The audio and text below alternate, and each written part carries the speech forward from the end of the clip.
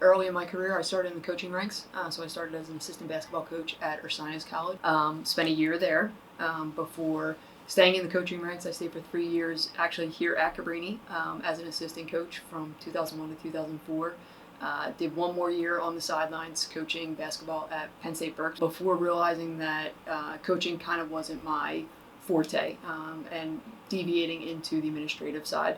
So while at Penn State Berks, I was actually hired as the sports information director and compliance officer at Penn State Berks. So I spent 6 years there, and then 6 years as an assistant athletic director just down the road at Rosemont College before coming back in an associate athletic director role here at Cabrini in 2016. I've done various roles within the NCAA, so I served on various regional advisory committees on the NCAA, which kind of ranks teams as they're getting into NCAA tournaments and championships. Served for 3 years on the NCAA membership committee, and am now serving on the NCAA Management Council.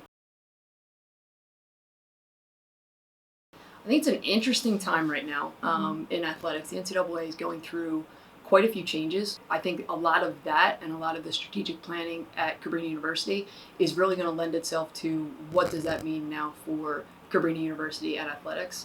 I'd like to give more support to our student athletes in the mental health space because I think that is something that our students in general and our student athletes alike are dealing with quite a bit. Potentially new programs. What new athletic programs can we add here at Cabrini to meet the needs of the incoming student athletes and the future student athletes here at Cabrini? So I think a lot is yet to be determined yet. Anyone from the outside might look at it and say, well, that's an easy choice, the men's lacrosse national championship in 2019, and that is definitely a hard one to top. We won it in our backyard, right down at the link, but all of our teams, I think, have really given us some of those moments. Men's soccer, when they won their first NCAA tournament game at Rowan in 2017, was an amazing environment to be a part of. Our men's and women's swimming team, when they won the first Atlantic East Conference Championships for the institution in 2018 and 2019 before we got into our spring sports seasons. And then some of the memorable moments just watching our families celebrate milestones of their students. I remember Kate Lannon scoring her 1,000th point and being able to celebrate with her family. So watching all of those moments, I think, are extremely memorable and looking forward to more and more of them to come. I've touched every aspect of athletics. I started in the coaching ranks, so I think it gives me an opportunity to know what our coaches deal with on a daily basis, the challenges of recruiting and managing those rosters and staying successful.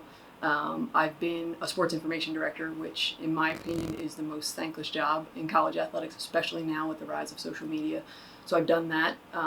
When I was at Penn State Berks, I was part of a provisional institution that was becoming members of the NCAA. So it gave me such a strong foundation in compliance and kind of the inner workings of the NCAA. So I think all of them have set me up for kind of the position that I'm sitting in today. And I hope to continue to learn and grow in this position as well.